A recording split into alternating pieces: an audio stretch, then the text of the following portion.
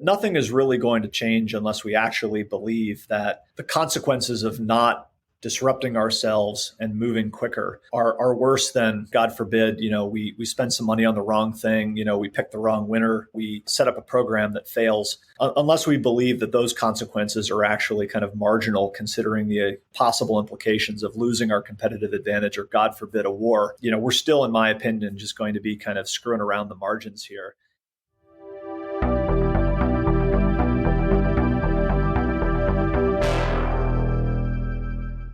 Hello and welcome to The Wardroom, a podcast dedicated to the leadership development of the U.S. Navy's engineering duty officers. I'm your host, Commander Matthew Horton. Today we are joined by Mr. Christian Brose. Prior to going into the private sector, Mr. Brose was the former staff director of the Senate Armed Services Committee from 2015 to 2018, and prior to that served as the senior policy advisor to Senator John McCain. He began his career in government service as a speechwriter to two secretaries of state, Colin Powell and Condoleezza Rice. He is the author of The Kill Chain, Defending America and the Future of High-Tech Warfare, and he has agreed to come on the podcast and discuss leadership lessons from his book. So we invite you to grab a cup of coffee and join us in the Wardroom. Mr. Brose, welcome to the Wardroom. Thank you. Thanks for having me. Can you give us a little bit of background on The Kill Chain? What was your motivation for writing it? Yeah, so when I was working in the Senate Armed Services Committee, 2009 to 2018, I guess, I was becoming kind of increasingly concerned about the loss of U.S. military advantage. The more I sort of worked on these problems, the more I worked in the Congress, the more I saw of it, the more I started to sort of have thoughts as to why this was happening in sort of a broad, multifaceted way, and generally kind of what we should be thinking about doing about it. So the idea of writing a book as I was leaving government was really just kind of an attempt to distill everything that I had been kind of thinking in the course of my government service and try to just get a conversation, not really going because the conversation was going. It was more to kind of bring it out into the open. So much of these conversations, were happening, in private, behind closed doors, kind of around the water cooler, and really just wanted to sort of bring this out for more of a general audience to really kind of put the focus on what is the problem that we need to solve and, not to architect, 100 bullet points of like what to do about it, but to try to start to articulate some broad trajectories for how to thinking about solving it.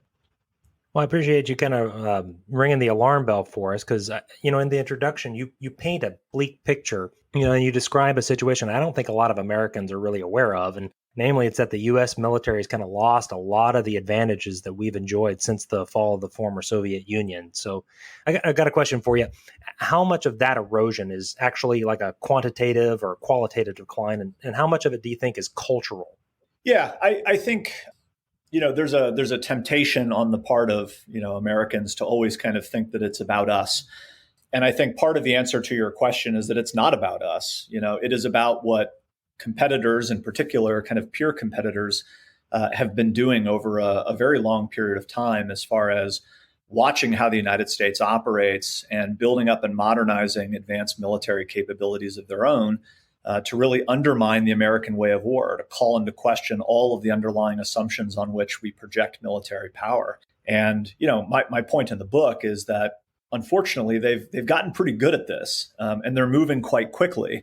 And I think, if you really kind of focus on sort of that pacing threat, that in some respects has surpassed us in some of these areas. So to answer your question, it is about a relative decline for sure, where America just does not have the share of global power and military power that we once did.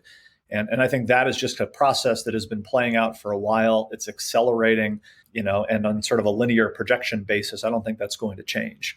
I think the other kind of answer to your question is, it is very much things that we have done to ourselves. And I think some of this is imminently quantifiable as far as the inability to generate kind of the quantities of systems that we're going to need to deal with a competitor that is many times our size and potentially in the near future will equal, our GDP. But I think at a deeper level, it is something that can be explained culturally. But I don't think it's culturally insofar as, a lot of times we talk about it, as far as like a problem of an innovation culture or a lack thereof. I mean, I think that the biggest point on culture that I would point to is the period of time that we occupied in the aftermath of the Cold War, where we really didn't have a peer competitor. We were not facing a great power competitor, which had been the case through most of our history, most of world history. And I think in that sort of 25-year period, in the absence of kind of real concerted geopolitical competition, I think a lot of that competitive edge atrophied. I think we took a lot for granted. I think you talk about necessity as the mother of invention. There wasn't a lot of necessity. We were laps ahead of the nearest competitor. And, we could pretty much do the things we wanted to do where and when we wanted to do them. And, I think a lot of the story that I tell in the book is not so much, that we sort of thought that. It's the time in which, we continued to sort of live under that belief when all of the evidence was kind of blinking red in our face, that world was going away. And just then the inability to begin responding in a way and with an urgency that was really required in light of the character of the threat, the challenge that we're facing. Well, I want to talk a little bit about the defense acquisition process, because as engineering duty officers, I'm sure you're aware, one of our core competencies is we are the acquisition corps for the Navy. And you discussed the defense acquisition system really kind of shifting away from prioritizing speed towards prioritizing things like fairness, oversight. Probably the biggest thing would be ease of administration, or ability to make sure that the checkers, I think, can make sure everything is being done correctly per the requirements. So how do we go about, or let me ask you this, is there a way still for us to preserve fairness and still pick winners and still get that speed that we need? So, yeah, I guess I would say two main things. The first is actually to broaden the aperture a bit. And I try to do this in the book, but, it's worth doing here. I think the defense acquisition system comes in for a lot of criticism and blame. And, in my experience, it deserves most of it. The problem is really much bigger, though. The requirements process that starts this whole kind of planning process for the department, leading from requirements then into programming and budgeting, only then getting into acquisition, to say nothing of, authorization and appropriation of funds to actually make all of this go from the Congress. If you actually sort of stitch that whole process together from end to end, from I have an idea of something I need to, like, no joke, I am buying it with money that has been authorized and appropriated from Congress inside of an acquisition program, that cycle is years. It is the antithesis of what we want the kill chain to be in an operational sense. Fast, responsive, dynamic. We've so elongated that process that it's making it impossible for new entrants to get traction and really generate new capabilities and disruptive approaches to problems. It's making it incredibly difficult for what comes out the other end of that to still be relevant, considering that the requirements for it were written, years and years prior to, actual metal being bended, code being written, capability being fielded. So it's that process from end to end that I think is the real problem. What has kind of been made into something almost impervious to disruption, that at a time now we're saying what we really need is the ability to disrupt ourselves. So I think that's kind of part of the problem. So then it gets to the question of how do you think about competition and fairness and things like that. And I think this is again where the way we have thought about this process largely was kind of built around how we needed to acquire sort of large industrial era kind of capabilities, where you were going to spend a lot of money up front. You were going to have very long kind of research development, kind of building phases. And then at the end of the day, you weren't going to buy very many of the systems that came out the other end, large capital ships, large aircraft, things like that.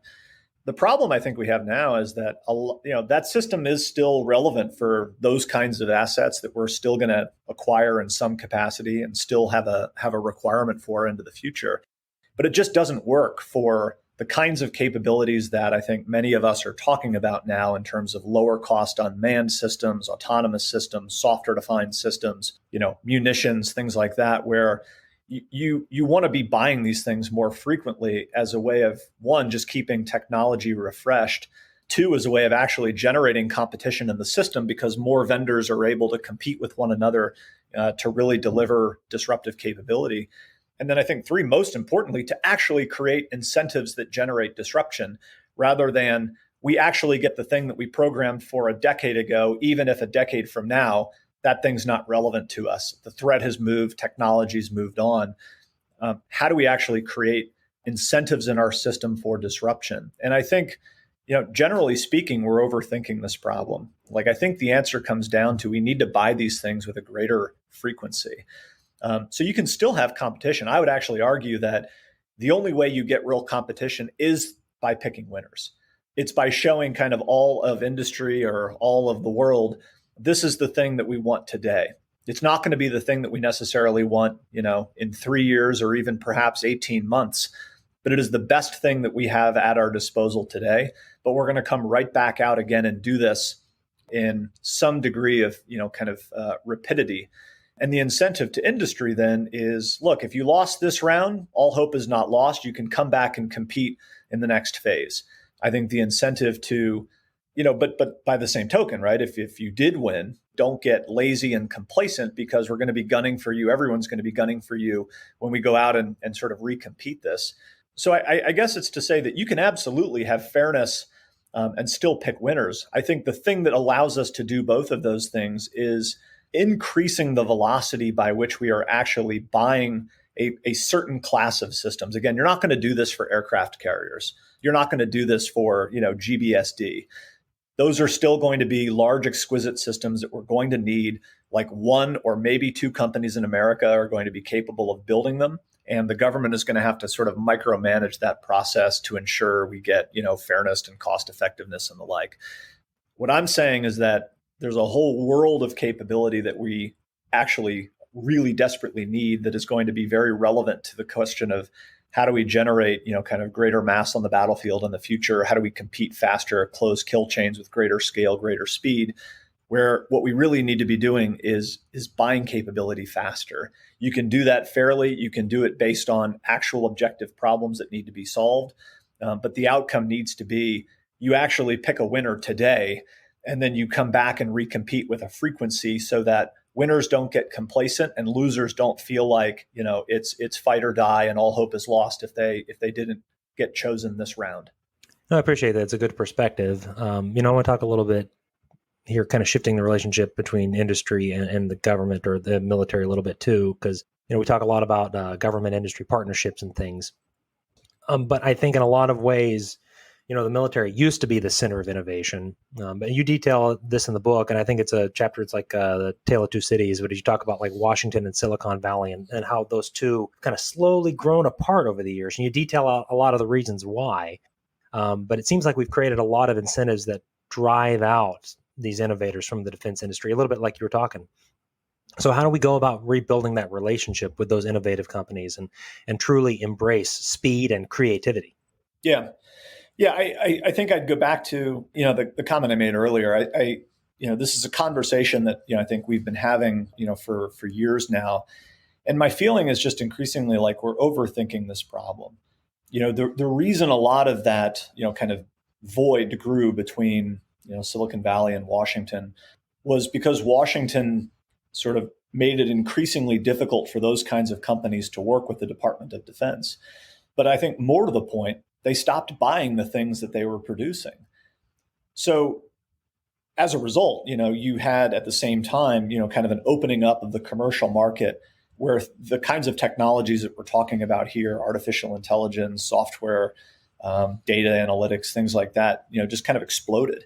So you had a phenomenal kind of group of talent in America, and they went to where the opportunity was. It's kind of no simpler than sort of economics 101, where the problems that the commercial world was sort of driving the development of these technologies to solve were things like advertising optimization and, things that I would argue are less important than national defense. But these were the kinds of companies that were succeeding. They were growing. They were the kinds of places where people felt they could be fulfilled and really kind of achieve their full potential as engineers. And that's kind of where the talent went.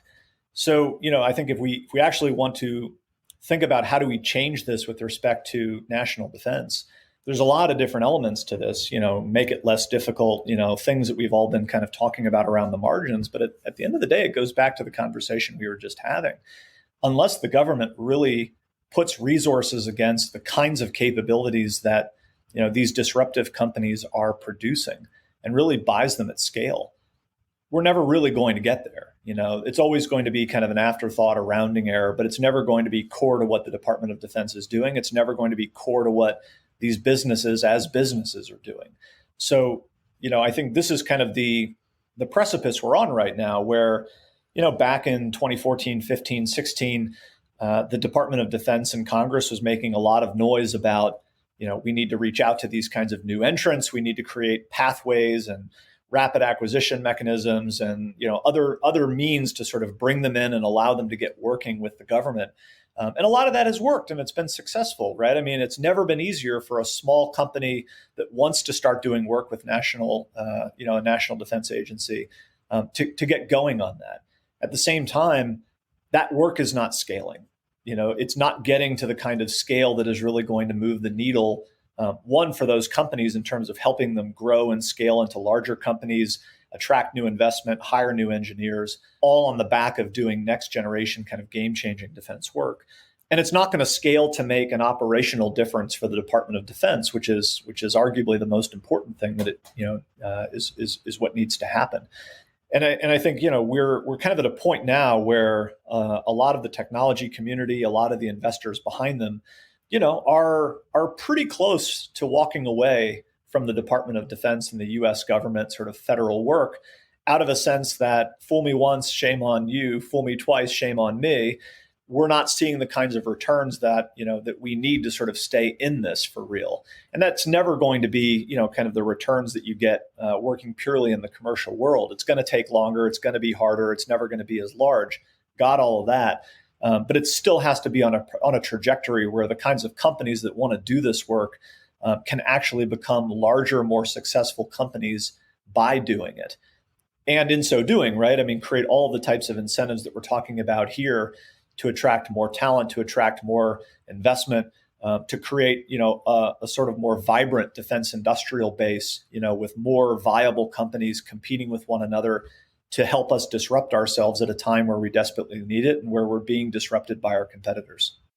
Yeah, it's tough. But, I guess in the absence of a global consensus, or at least a national consensus on this stuff, we do have some options. You talk a lot in your book about military mavericks and their ability to shape military thinking and kind of act as catalysts to spur on a lot of that institutional change that you're talking about, sometimes at the lower level, but they can still work inside the system. And you say that change during peacetime often requires the efforts of leaders like these. But what are some key areas where we need mavericks right now? I mean, it's a great question. I guess, to kind of call out one, and that's, I know, is something that, the Navy is increasingly focused on, is autonomous systems. Low-cost autonomous systems in particular. From an operational needs standpoint, I don't see our ability to keep pace with our pacing threats using the traditional kind of means and the traditional systems that we've relied upon. We'll still need those systems in some degree, but a lot of this is ultimately about how do I get the kind of mass to be able to compete with what are large and increasingly getting larger competitors. We're not going to win a shipbuilding race against the Chinese. We're already losing it.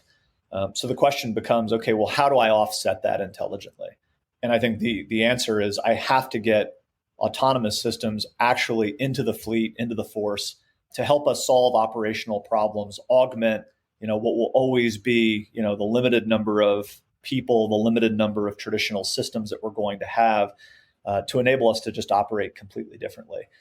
And again, there's lots of different elements to this problem, technological, budgetary, et cetera, but a lot of it comes down to how are human beings in these positions actually going to use these systems? How are they going to learn to trust them, ascertain their capabilities and limitations, kind of accelerate the development of technology on a pace that it can keep up with? But ultimately, how are they going to use them? And I think that's, the critical thing that is breaking down right now, which is, we get into this do loop of, what's the requirement? I don't know, where's the money? How are you going to use it? I don't know. What am I being asked to use?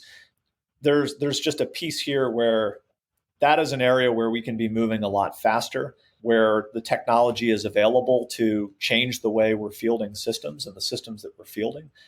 But, I think we need to do something similar to what the Navy did in the interwar years with aircraft carriers and carrier aviation, which is they very deliberately started focusing on how would I operate and employ these kinds of systems to just operate a completely different way based on the way that the threat is changing. That to me is something that we're still not where we need to be on that. We're still not as organized as we need to be. And we're not nearly moving as fast as we should be and could be to really create the kind of offsetting advantage that we're going to need through autonomy when we're dealing with competitors that are large and getting larger. Well, it seems like a lot of our institutions, and I would say this is both inside the military and as well as the civil institutions, they seem to act against the efforts of folks like these mavericks who are really to kind of buck the system and really try and go fast. So what challenges can a maverick expect to come up against? Yeah, I think at a very basic, kind of human level, we do not create bureaucracies to generate disruptive change. I've worked in government bureaucracies for most of my professional career. I'm not a hater on government bureaucracy. They're absolutely necessary institutions to do the thing that they are set up to do, right? I don't want innovation in waste management. I want garbage collection to happen every Monday morning at the time that it happened last Monday morning. I want routine, I want regularity, predictability, et cetera. We need bureaucracy to deliver that. But we can't expect our institutions and the sort of bureaucratic institutions that we've set up to manage what it is we're doing to create totally disruptive approaches to the problems that they are solving in a certain way today. And that's where I think, to your point about military mavericks and, my discussion of it in the book, that's where you just really need to stand up kind of alternative structures. And they don't need to be massive, kind of new institutions with seals and challenge coins. They just need to be, an organization that is properly led, so a person who actually has the vision and the ability to make change inside of the system that we have. But arguably more importantly is sort of sufficiently outside of that system with a mandate and protection from senior leadership to try new things with the expectation that they're going to fail, but to a certain extent that they're not going to follow all the rules that the rest of the bureaucracy has to follow, because that's just not the problem that they're being asked to solve. And that's where I don't see that happening. I don't see that kind of connectivity from senior leader to kind of alternative organization, again, in much the same way that I think, it was done during the interwar years with the Navy. But even then, to your point about what challenges are you going to face, like, I think, military mavericks, wherever they live in that organization, are going to expect that the punishments and rewards of the bureaucracy are not going to align to the thing that they are trying to accomplish. They are inherently going to have to rock the boat, or ideally be in another boat, where they can rock it, to their heart's content, because that's their mandate. But they should also expect the sort of institution from which they came and to which they may go back, to not necessarily be too fond of their attempts to really disrupt what it is that organization does as core functions. So constant attacks, subversion from inside, the need for sort of higher ups to kind of protect these folks, and the expectation that in the sort of long sweep of a career or how this plays out, look, these folks may end up sort of sacrificing some of their career to make the kind of change and the kind of difference that they want to make. And that's a hard personal question for a human being to have to make, who has a family and a mortgage and all things that are real considerations. But at the end of the day, I don't see another path to how we do this kind of inside of the institutions that we have. I'm not saying that, we've got to sort of blow the whole thing up. I'm actually not a believer in sort of like the revolutionary change theory. I'm more a believer that you have to sort of set up something and really someone off to the side and give them the ability to start incrementally experimenting. And then once they start showing results, those results need to be scaled very quickly, but they need to be scaled on the basis of real data points, real sort of concrete evidence that this is something worth bringing to scale and worth driving the divestment of other things, right? I mean, we have a lot of this investment divestment conversation in a vacuum where, we're being asked to invest in hopes and dreams that might field in 10 years and divest of real things that real human beings need today. We've got to get away from those types of false choices, or the past is going to beat the future every time. because anyone would rather have a real tool today than have a real tool taken from them today, and the promise of maybe perhaps getting a tool sometime in the future. So again, all of this I think leads back to this is going to have to be something that is really incubated off to the side with the leadership of someone who understands how to make this change and what change needs to be made. But with the real mandate from senior leadership, the protections and the authorities that flow down from them that allow them to do the kinds of things that need to be done. Yeah, you give a good example of that, I think, in the book about General Bernard Shriver and the charge he got from President Eisenhower on developing an ICBM. And I think you talk about that a lot. You said his success largely came because he was given a challenge, or a challenging but very specific objective to accomplish, and then that freedom to maneuver, as well as that top cover from the POTUS. I mean, you don't get much higher than that. I think I'm starting to see some encouraging efforts to emerge similar to that. You got like Project Overmatch that's going out there right now. The strategic systems programs, their hypersonic missile technology development they're doing alongside with the Army. Is that the right approach? Are we kind of getting there, or is there a little bit more that's needed? I can't say that I see kind of the full extent of the specific things you mentioned or other things that could be held up as an example. So, I can't say whether we are or we aren't. I mean, what I would say is, I think the other piece that worked in the case of Shriver and some of the other examples that I call out in the book is accountability. And as I've sort of been out of government and I've been, kind of working with the government and looking at the government from the outside, the thing that really just has become, more and more clear to me is, the problem that we're really dealing with in government is the fractured nature of accountability, where, you kind of go back to the discussion we were just having about this kind of system that we have to use to think about how we engage technology, define requirements for it, buy it, et cetera. Those are all different communities of interest. The people who write requirements for technology are not the people who program for it or budget for it. They're not the people who acquire it. They're not the end users of it. All of those are different groups. Each is responsible for sort of its link in the chain. And if one of them doesn't do its part or doesn't do its part in a timely way, the whole thing breaks down. And everyone sort of, does the, fingers pointing in other directions of like, I think I did my part, but I think they failed it or they messed it up. And the only place that accountability really kind of resides is, at way high senior levels, service chiefs or secretaries, people who don't have the time, or I would argue the kind of granular information to make the right decisions in a timely manner. So what we get is a whole series of things that have to happen, run by different people in different organizations. And unless all of those kinds of planets align, you don't actually get to the kind of outcome that you need. And there's not, kind of singularity of accountability where in the case of the ICBM, everyone knew that the sword was hanging over Shriver's head. And he had the authority to be successful. So he had the resources at his disposal and the sort of entree up to senior leadership to say, if I need more resources, if I need more time or what have you, like I can go ask for it if that's the condition of success. But the expectation was now you are accountable for delivering the result. And that is you and you alone, the team obviously that you're running.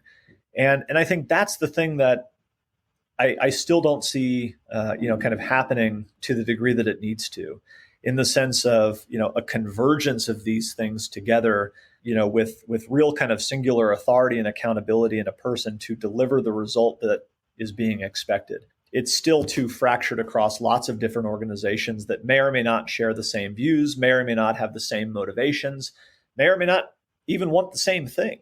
And if that's the system that we're relying upon to deliver unmanned systems or JADC2 or next generation weapons, we may get to the right answer or we may not. And the question will be, well, whose fault was it if we don't get there? Who is the person that we are counting on to deliver success?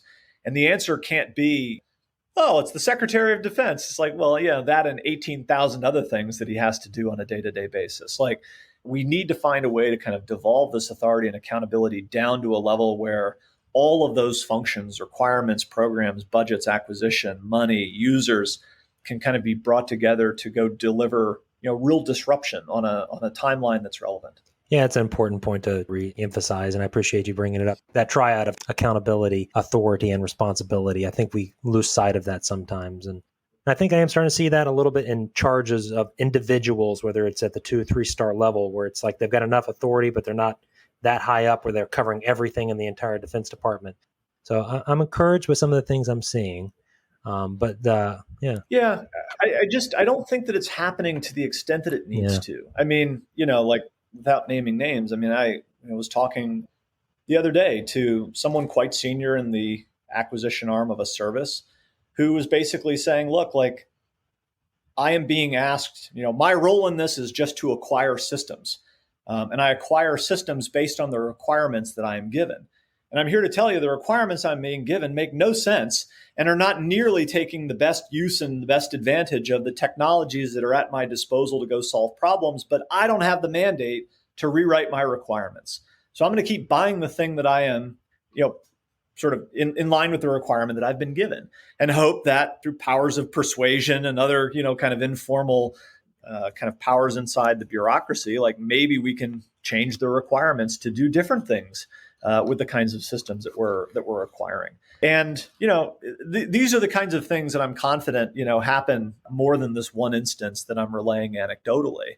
But it gets again to that fractured nature of accountability. How do we close that down so that we can actually disrupt ourselves rather than just kind of continue to do the things that we've always done? And how do we do it faster?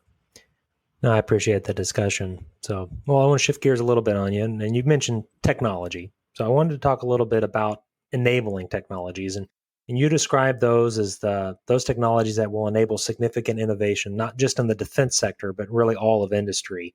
I think some of the examples you give are things like biotechnology, space exploration, space technologies, artificial intelligence, autonomy, which you talked about already.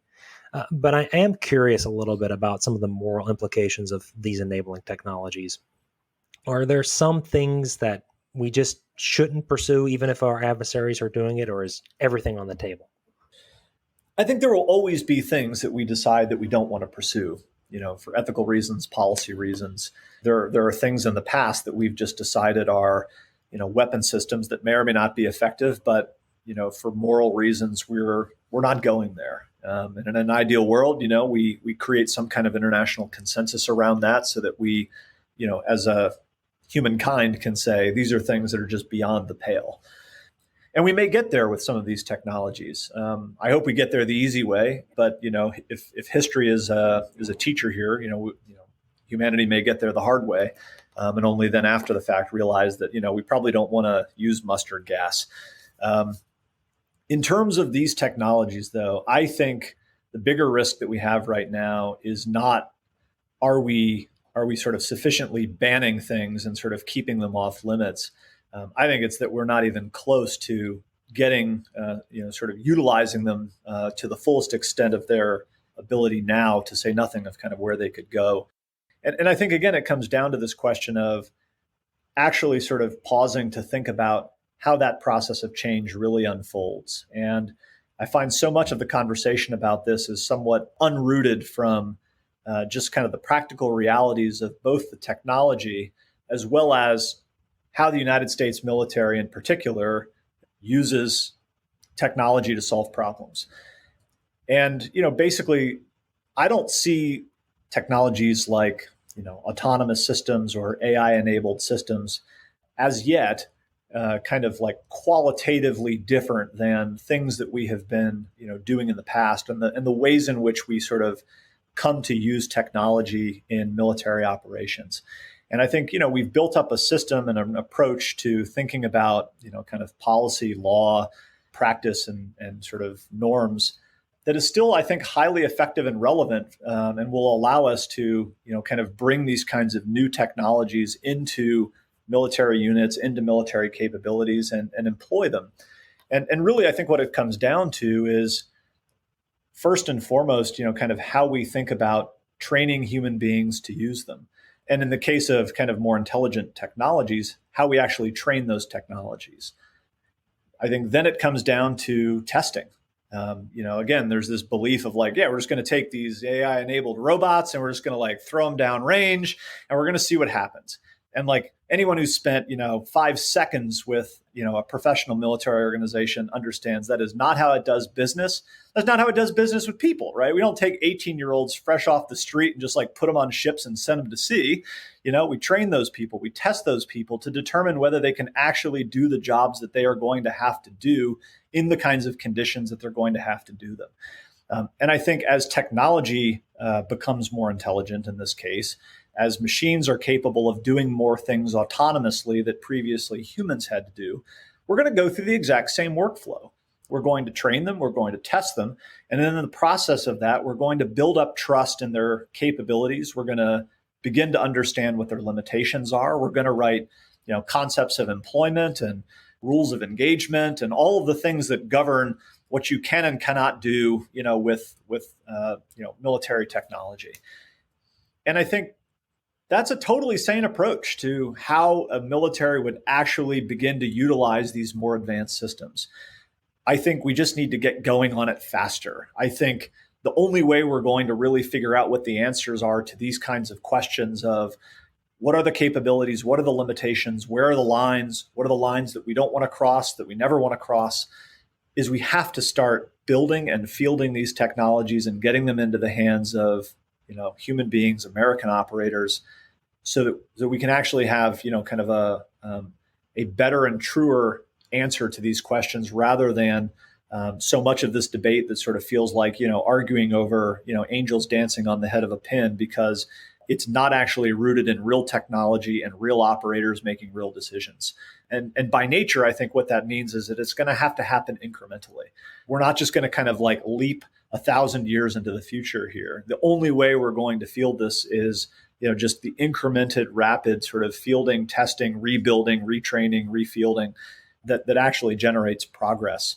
The way Tesla has done it in the commercial world, where, if you had given me a Tesla as it is capable today 5 years ago, I think most people would say like, no shot, I'm using that thing to just like drive down the highway and like change lanes and exit.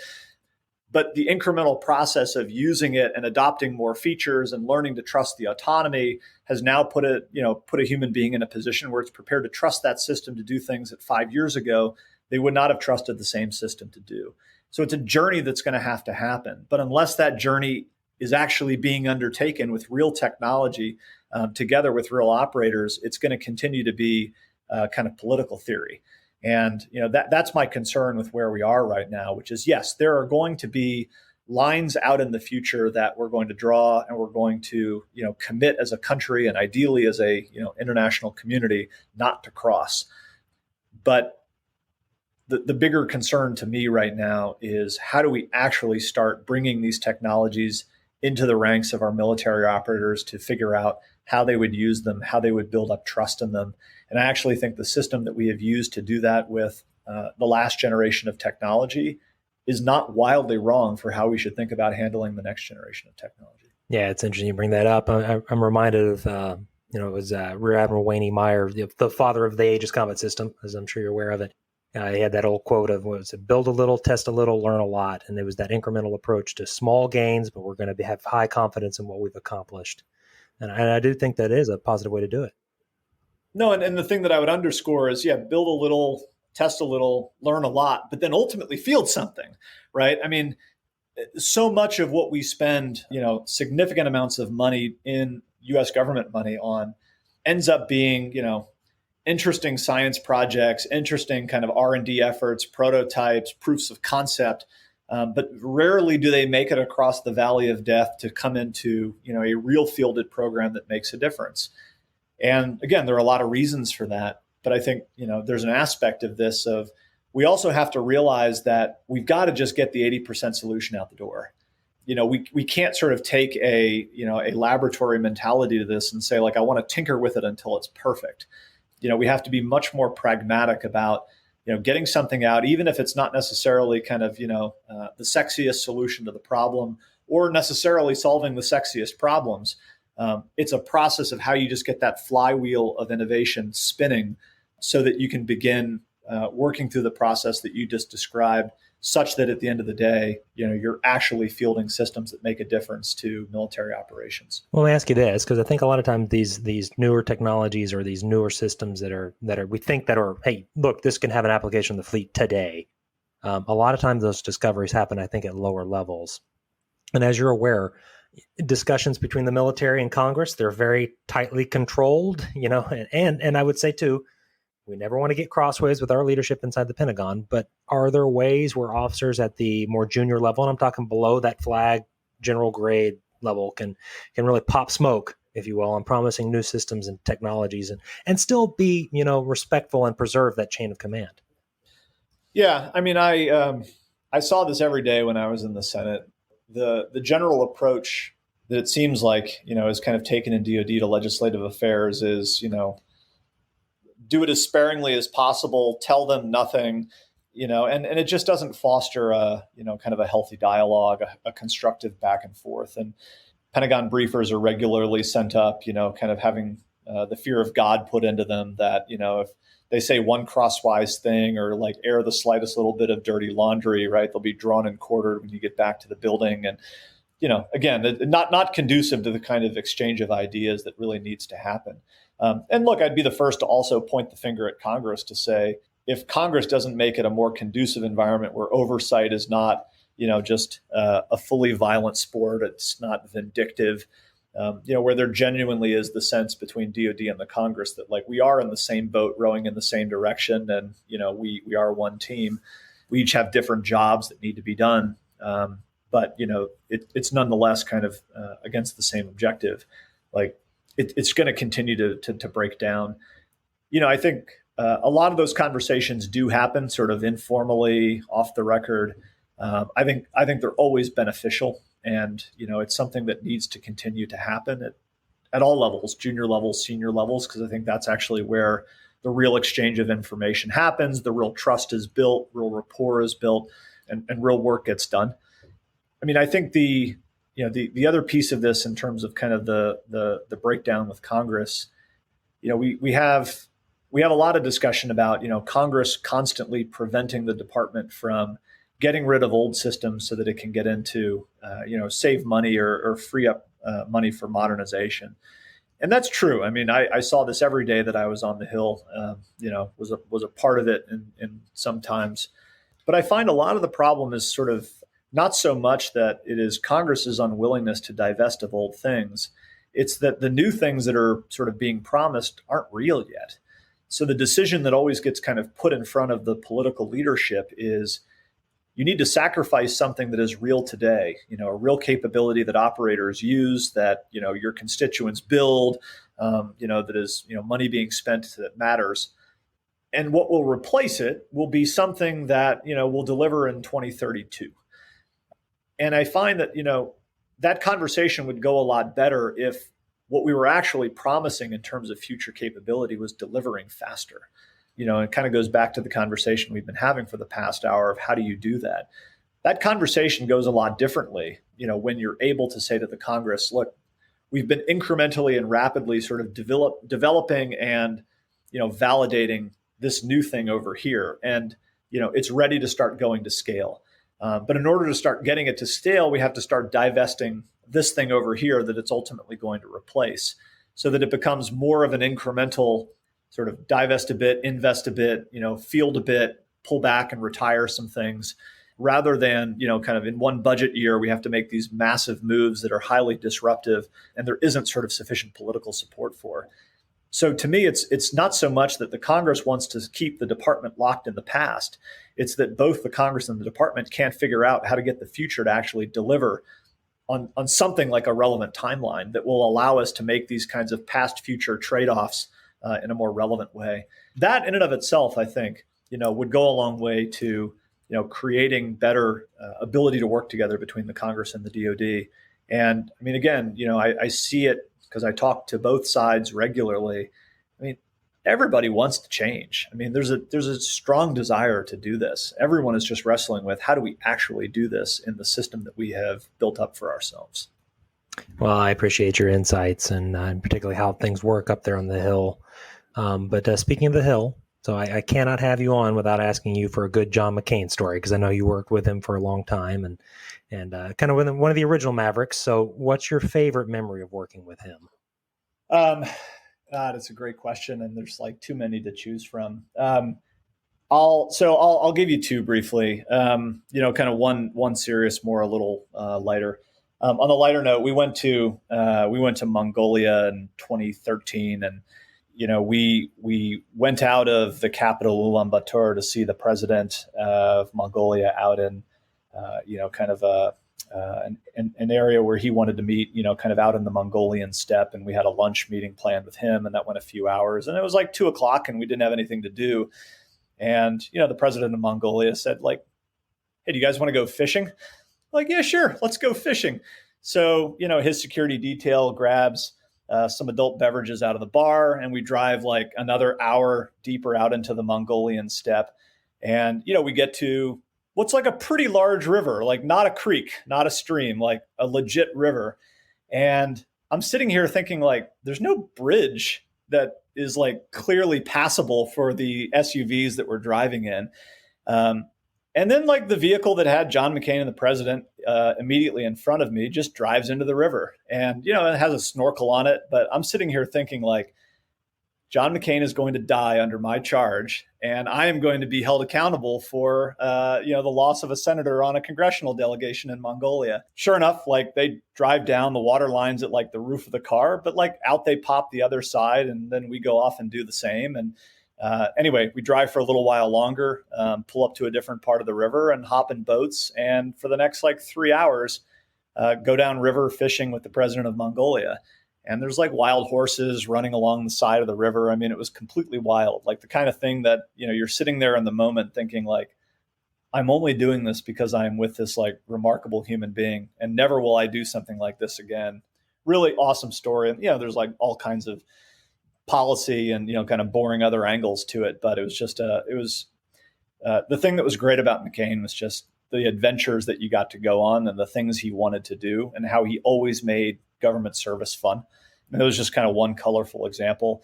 In a similar sense, I did get to go to Vietnam with him on more than one occasion.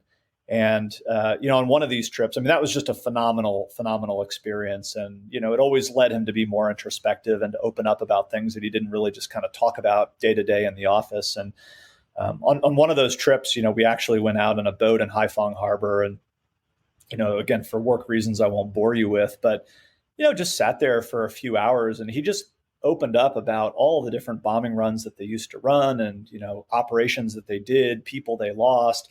It was just a phenomenal kind of entree into just the experiences that he had, the things that he did, the ways that it sort of shaped his thinking about policy decisions that we were having to wrestle with that, kind of in that time. And again, I think the what's the old line, right? That, no man is a hero to his valet. The great thing about McCain was, like, on a pretty regular basis, you were reminded that this guy genuinely was a hero. And, it's just, honor of a lifetime to have the opportunity to work for him. Oh, that's pretty cool. I appreciate you sharing those with us. So I have one last question for you before we let you go. And I ask this of everybody. It's my favorite question every time. So aside from The Kill Chain, do you have any good book recommendations for us? Yeah. So, gosh, I mean, I'll just kind of tell you what I'm reading now. Just finished the first volume of Ian Toll's War in the Pacific trilogy. I think the first one's called Pacific Crucible. Just, really, really well done, very well written, very accessible, but, just also really interesting to kind of go back and you look at the types of, operational, technological, kind of political, strategic challenges that we were wrestling with in the opening kind of days, months, years of, the war in the Pacific. And, what's, again, the old line, right? History doesn't repeat itself, but it rhymes a hell of a lot. I mean, there's a heck of a lot there that is very relevant to the types of problems that we're dealing with today. It's also just a remarkable story, and just really well told. So, highly recommend it. At the same time, reading the Idea Factory, which is a book about the period of time, where Bell Labs was really kind of at the forefront of all kinds of innovation from, 1920, 1930 through to like 1970, 1980. really kind of, launching of the telecommunications revolution and other things that it was responsible for. But it's more a story about what makes innovation. A lot of the conversation that we're having today, why does it happen? How does it happen? What kinds of people lead it?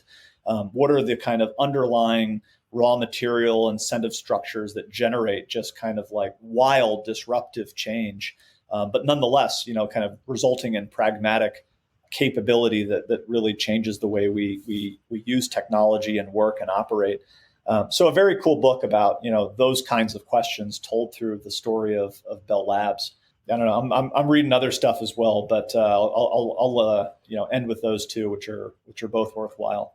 Well, I appreciate that. Well, hey, again, I want to thank you so much for taking the time to talk with us. I've really enjoyed this conversation, and I think there's a lot of important lessons for our community as well as the larger military to take from your book and from your experience up there on the Hill. So again, thank you. No, I appreciate it. Thank you for taking the time, and thank you for what you guys do and your listeners. Really a pleasure to be here today. Thank you for joining us in the Wardroom. If you have questions you would like our guests to answer, comments, or suggestions, you can email us at thewardroompodcast@gmail.com or tweet or follow us on Twitter @WardroomPodcast. Special thanks to our sound engineer, Lieutenant Chantel Lavender.